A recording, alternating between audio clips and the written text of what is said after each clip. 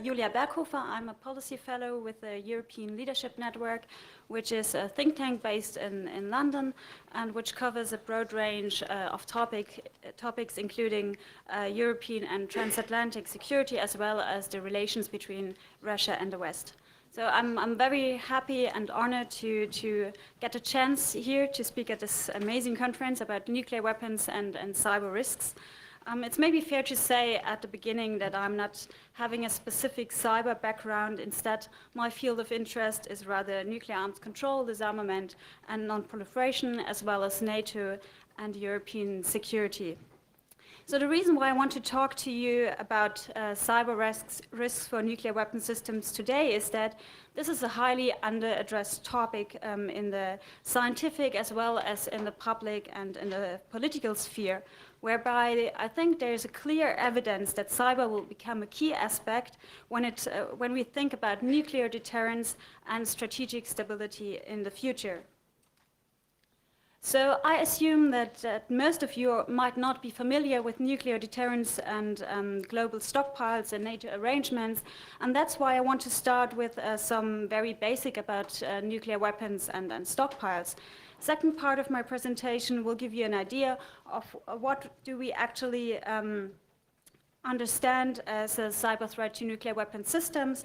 The third part, I will walk you through some examples of cyber attacks that are directly or indirectly related to nuclear weapon systems.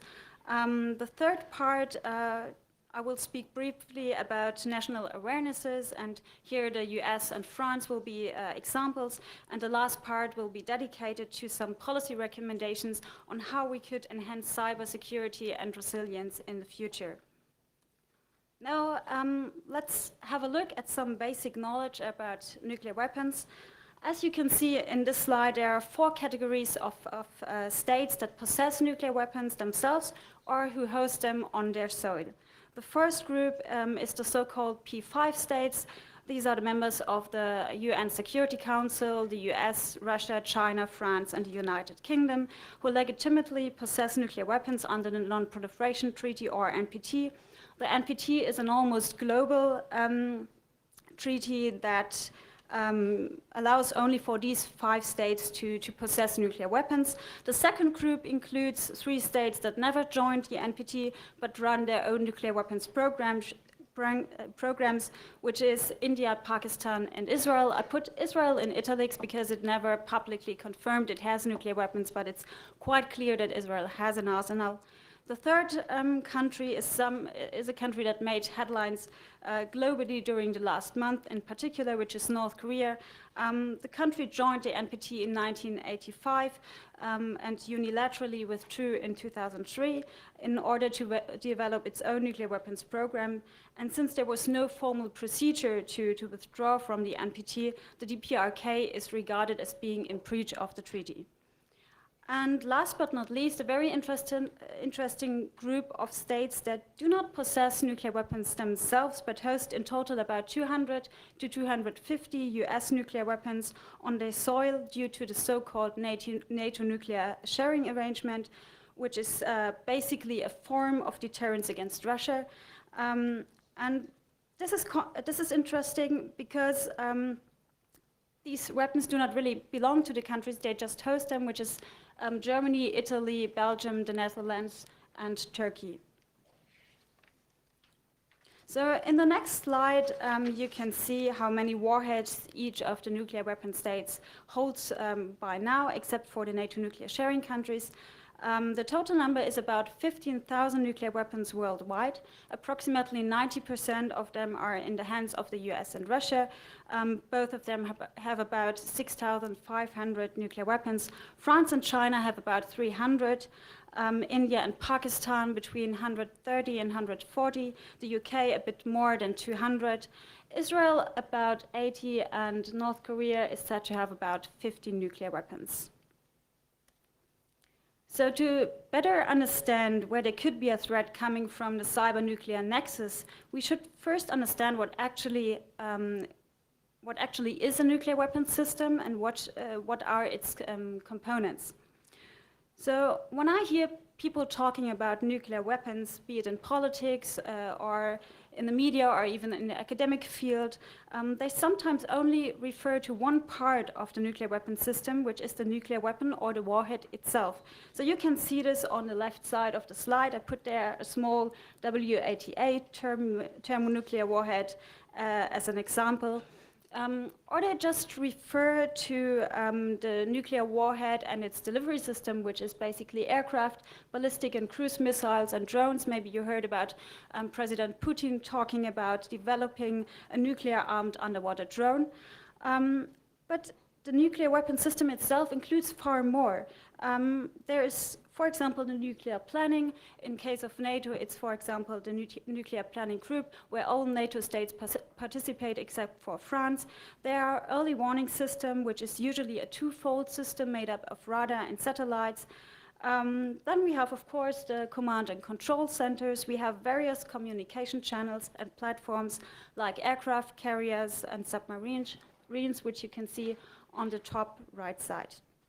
So this is, of course, a very simplified overview, because there are, for example, a variety of different types of missiles and aircraft, etc., which I did not include in my presentation because that would take us too far. So now coming to the question, what actually poses a threat to nuclear weapon systems. Maybe you've heard this famous quote by Donald Rumsfeld in 2002, where he basically said, sometimes we don't know what we don't know. And that's exactly what should make us absolutely nervous about nuclear cyber incidents, that we don't know what we don't know.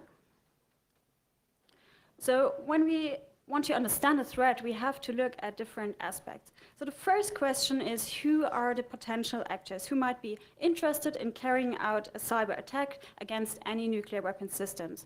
There are researchers who stick to the point that when you want to cause a huge physical damage to your nuclear weapon system, you need to have vast resources, you need to have capable personnel, and of course the knowledge. So it's easier for states to carry out these types of attacks than for individuals or non-state actor groups.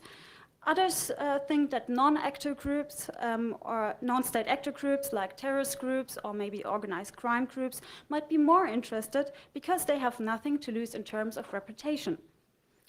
But if we look, for example, at the Stuxnet attack, which was probably designed by the US and Israel to attack Iranian nuclear facilities, or for example at the US, who sent warnings to the DPRK that it could infiltrate its nuclear weapon system, then we see that national actors do in fact have a clear interest in carrying out cyber attacks as well, at least in theory.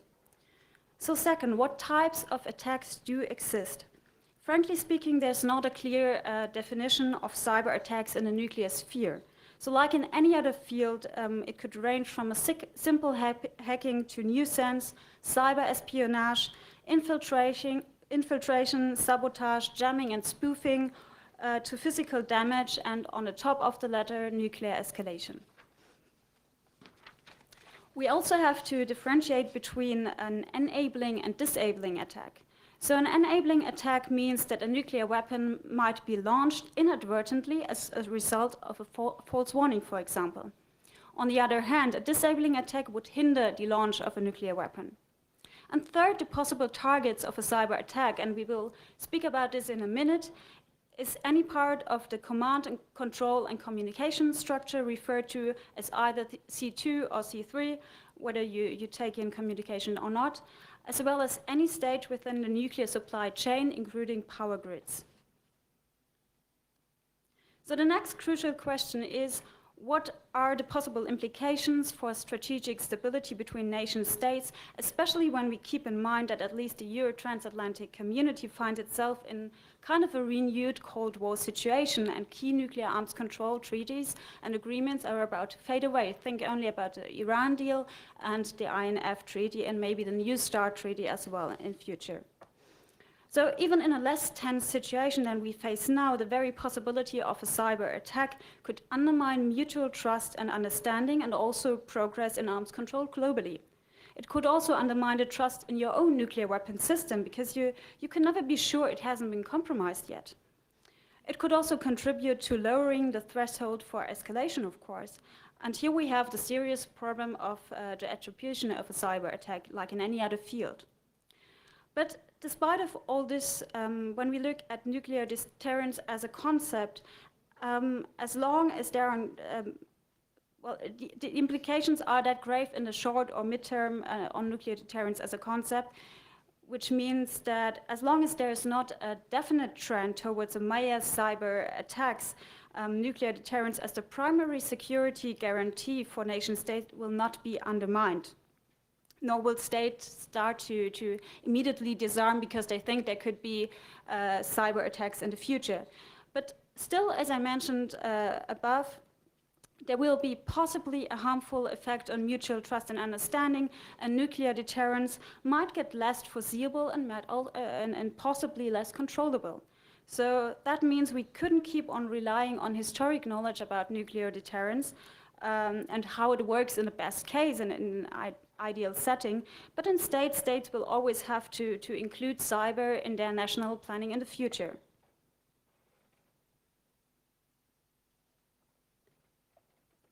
So with the next two slides, I would like to give you an idea of where the nuclear command, control, and communication systems, as well as the nuclear supply chain, are vulnerable to a possible cyber attack. And please keep in mind that I mentioned there's a variety of possible types of attacks. So this will never be an exhaustive list, of course. But rather the attempt to make the threat more understandable for you and to give you some more concrete examples. So you can see the red arrows in the slide. Each of them symbolizes a cyber attack or maybe a malware infiltration. The boxes and the symbols are different parts of the nuclear weapons system, as we already know it from the slide at the beginning. And now the question is what could happen possibly? Something that could be done rather easily is that communication between key actors is being disrupted or disabled. For example, communication between senior military leaders in the command and control centers could be disrupted, or between a national command and control and its counterpart in allied countries. This applies mostly to NATO countries. The whole nuclear planning structure could be compromised. For example, if they don't get vital information about their own system, or for example, about incoming threat from adversaries. And communication channels with delivery systems and platforms could be disrupted as well. So another scenario is that there is a false warning of attack thanks to cyber spoofing. This is very crucial, that's why I put it in red. If, for example, the radar sends a warning to the command and control that there's a missile flying over to a country, there might be not enough time to wait for sufficient additional data coming from satellites. So this could force a state to answer by launching a nuclear, what the state thinks is a nuclear second strike, but in fact is a nuclear first strike. Next scenario is that the security system which keeps warheads, missiles, aircraft, etc. safe and secure got compromised. Think about the possible theft of a warhead. And of course, an attack does not have to be carried out remotely, but could also come from an insider, whether he does that deliberately or not. And one last very frightening scenario is that another state, or maybe a state-sponsored group, gets access to an adversary's nuclear weapon systems and gets control over their nuclear weapons and authorizes a launch remotely. So the other sensitive area is the whole nuclear weapons supply chain. The supply chain could be infiltrated at any stage. A potential attacker will always strive to find the weakest link in the supply chain. So you can see the different phases, again, very simplified to make it less complex in the slide. The supply chain can be compromised at a very early stage, namely the system architectures and the design process. For example, a computer chip could get compromised so that hackers could later exfiltrate data from the chip, while the chip itself seems to function normally. So computer chips are indeed a very interesting example in this case, because most of the countries do not produce them themselves on their national defense unit, but instead purchase them from the global markets. That's That's highly crucial here. Attacks on manufacturers and private firms can potentially include efforts to steal data, to corrupt data, to sabotage equipment, and to disable networks. And although attacks like the Stuxnet attack and the WannaCry ransomware are to date very rare examples of successful and serious attacks, the complexities and interdependencies within the supply chain are on the rise, which in fact means that risks are multiplying constantly. And on the level of state-run nuclear weapons programs, if we're on the next stage, remote interference plays an important role, but also insider threats, as we saw in the last slide, either they are deliberately carried out or not. And a further critical stage is the process of maintenance, upgrades, and modernization, because of course, nuclear weapons have to be kept as modern, as safe and secure as they could, but at the same time, the more sophisticated a system gets, the more vulnerable it is to attacks. So we always think we make them more safe and more secure once we modernize them, but at the same time, it carries huge risks for us. And of course, the power grid could also be infiltrated.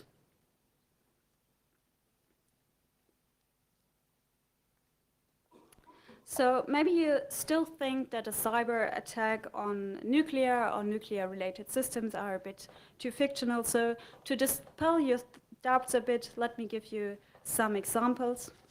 The first one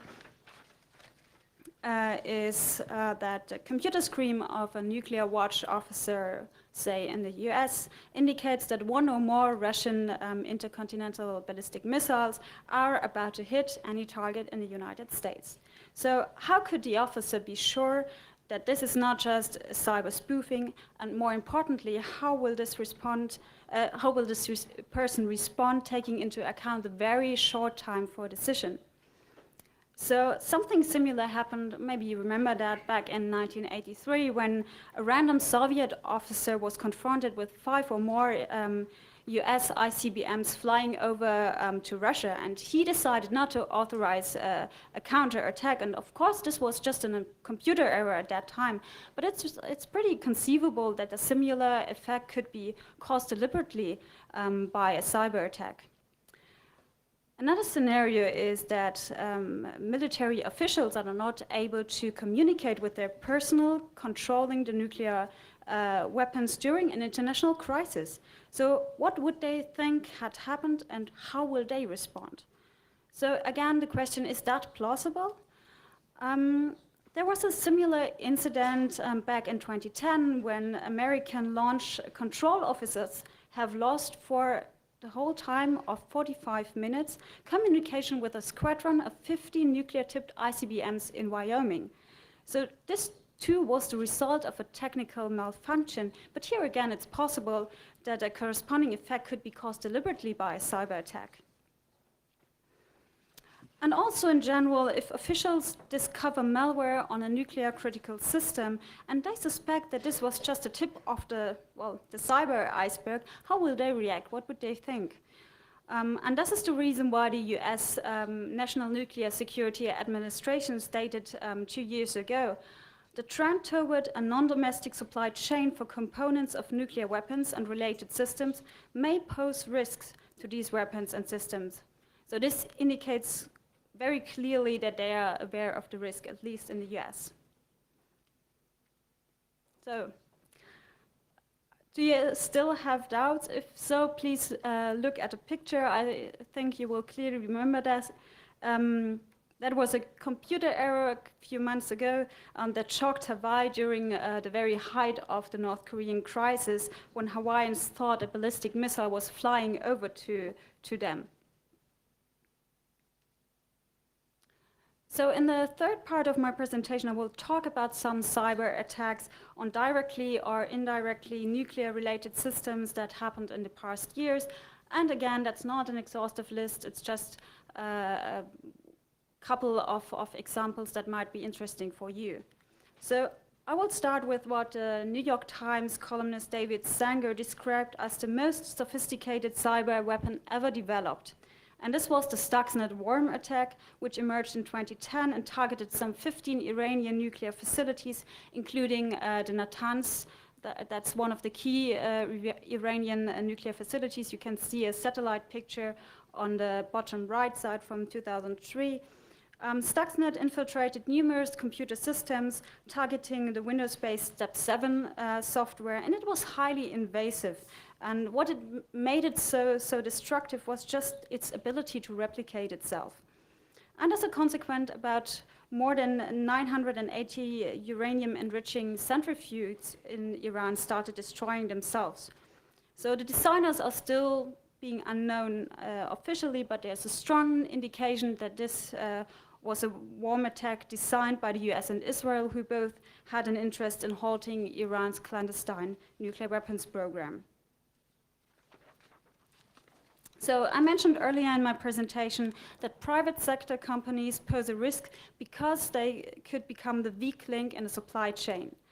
A number of cyber attacks were carried out against private firms during the last years, and some of them were made public, which is not so usual because normally tech firms are not so interested in making these things public because of the fear of reputational loss.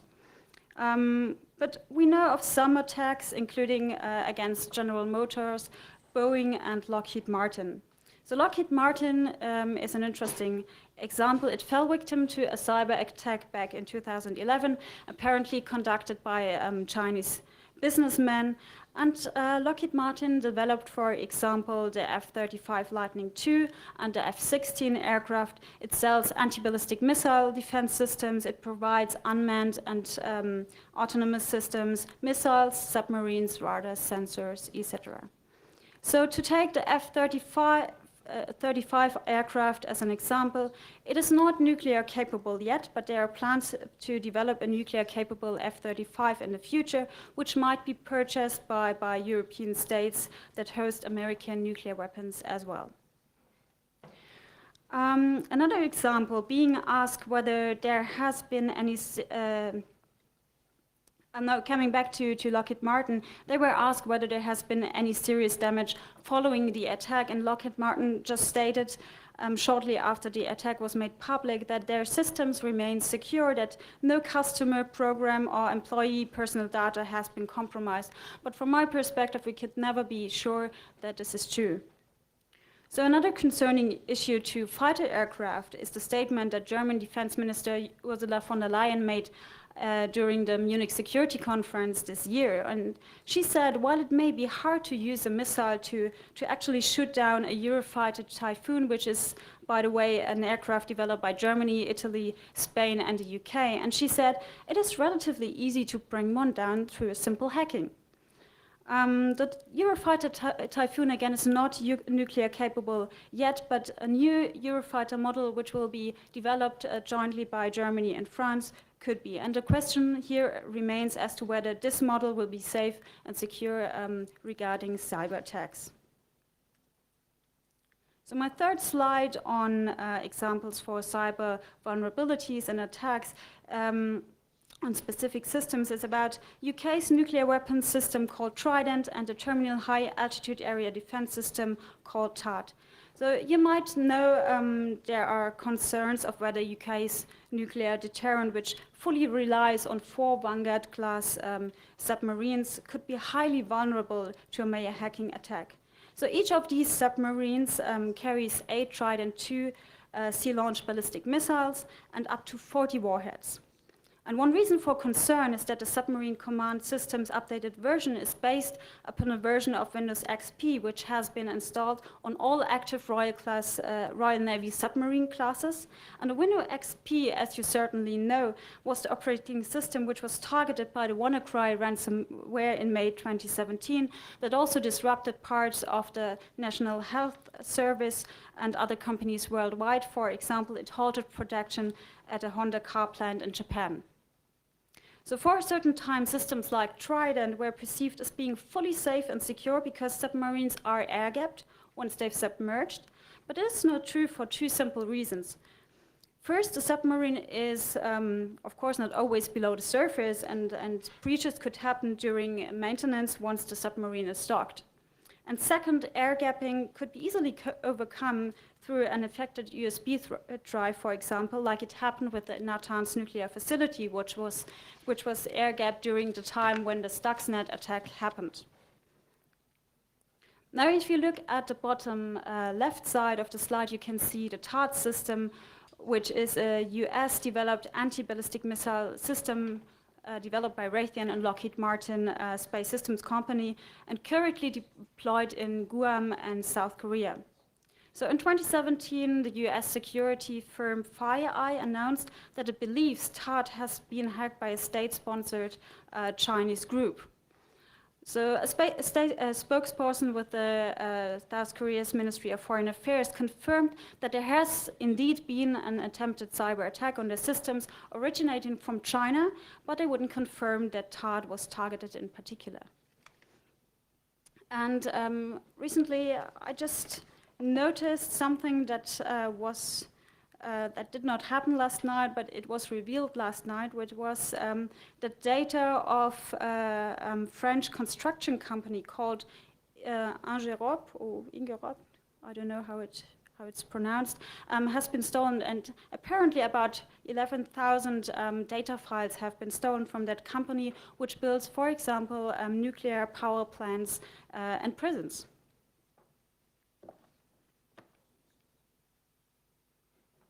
So I will go through the next slides very quickly due to time reasons. So the next two slides address the awareness for cyber threats from two national perspectives, and I took US and France as examples here because in the US they are very aware of the cyber threat for their nuclear weapon systems.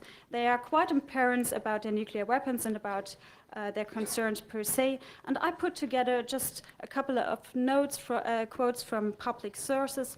The first is from the retired General Robert Kaler, who was the commander of the US Stratcom, which is responsible for their nuclear weapons. And he said, being asked by the Senate Armed Services Committee in 2013, "We are very concerned with the potential of a cyber-related attack on our nuclear command and control and on the weapon systems themselves." And as a result, in 2017, a task force on cyber deterrence made a recommendation to conduct an annual assessment of the cyber resilience of the US nuclear deterrent, including all essential nuclear thin-line components, which means NC3, platforms, delivery systems, and warheads. And also in April 2017, the Air Force General John Hyten, who is now the commander of the US Stratcom, said, "I see a top-tier cyber threat being Russia and China in particular, because they have the ability to threaten the existence of this nation." So you can see there is a very clear understanding that cyber could become a major risk to the nuclear weapon system in the US. Now in France, the situation is a bit different, and that's why I put this as the second example. As I know from a few French researchers and officials, there is no public debate, and even the recent cyber strategy from 2018 does not address the cyber nuclear nexus directly, rather indirectly. But as far as I learned, despite that there is no political and public debate, military staff and government officials on the top levels are indeed aware of the threat.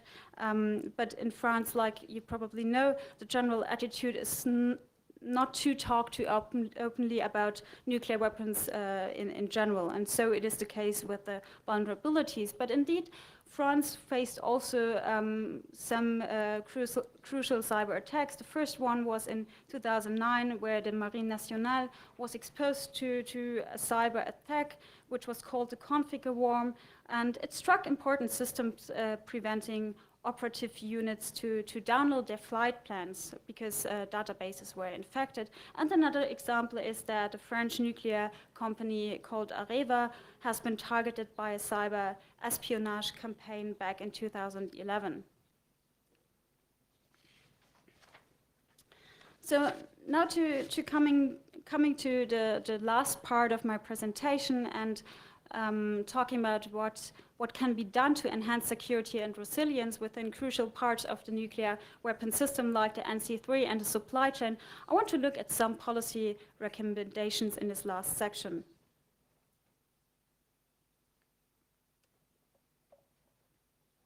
So given the complexity of the threat and taking into account that quite often we don't know what we don't know, as we heard earlier, we have to carefully look at some key aspects before developing any measures.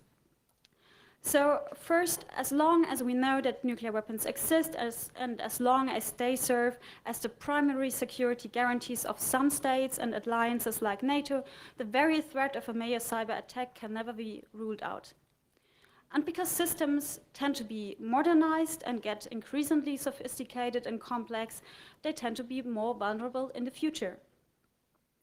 And second, the threat of a cyber attack against any nuclear weapon system is always global. It's never just the national perspective.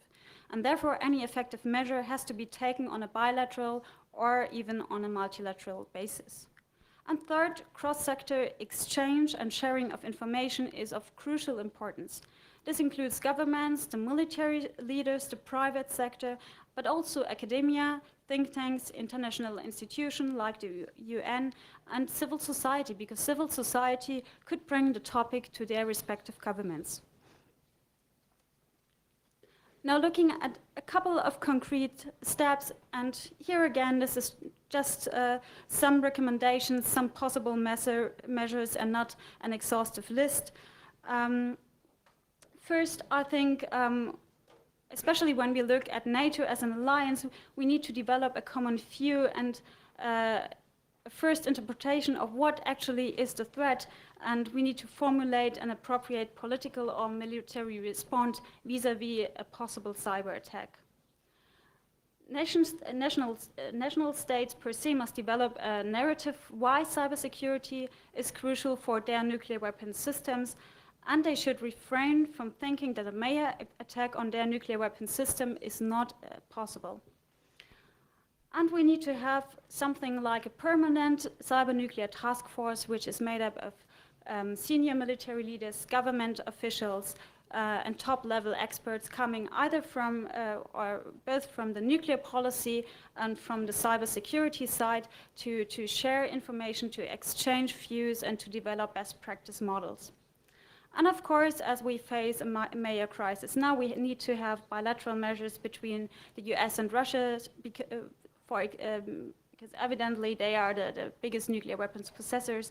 We need to keep open communications channels or re-establish them. We need to seek for mutual understanding and an exchange of views on cyber-related nuclear threats here. And also more, this is done that's a very sensitive and difficult area, but we need more transparency on cyber vulnerabilities in nuclear weapon systems in general. So this is, for example, important when we look at the NATO nuclear sharing arrangements in Europe and on US nuclear modernization plans. And to illuminate this a bit, I put in another slide about the NATO nuclear sharing in Europe, because here you can see clearly that we have three distinct entities. First, you have the NATO Command and Control, where 29 countries have a say. Then we have US nuclear weapons and 5 European countries, and you can see I put in this little picture of the modernization plan of the B61 bomb. So in the future, we will have the B61 12 model, which is basically a combination of 4 existing B61 bombs. And this will be a very sophisticated and complex model. So as we already know, the more complex a system gets, the more vulnerable it is. And last, we have national aircraft in 4 European states, which is Germany, Belgium, the Netherlands, and Italy. Turkey doesn't possess dual-capable aircraft. So coming to some very final recommendations, private firms, we heard that this is a very crucial factor, must provide information to their respective national authorities and also to research institutions about possible hacks and vulnerabilities in order to improve supply chain security and resilience in the future. We absolutely need to establish better education and training for military staff at any level. And since I'm coming from the academic side, I think that more master's and PhD programs should focus on the cyber-nuclear nexus, because we certainly lack of knowledge here, especially among younger people, and we need a better exchange between university, research, and military institutions. And finally, we need to establish additional projects and programs within institutions like the EU, CBRN, Centers of Excellence, and the like, and new institutional structures focusing on the cyber-nuclear threat. So if you're further interested in a topic, and unfortunately there are to date few researchers who focus exactly on that, I can recommend these excellent publications. Andrew Fatter, the first one, for example, is a dear colleague of mine, and he has done incredible research in this area. And also the Chatham House and the NTI publications are worth reading.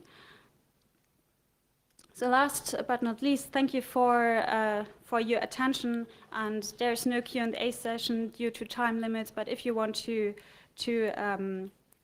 talk about this, please feel free to approach me and we can talk about this on a bilateral basis. Thank you.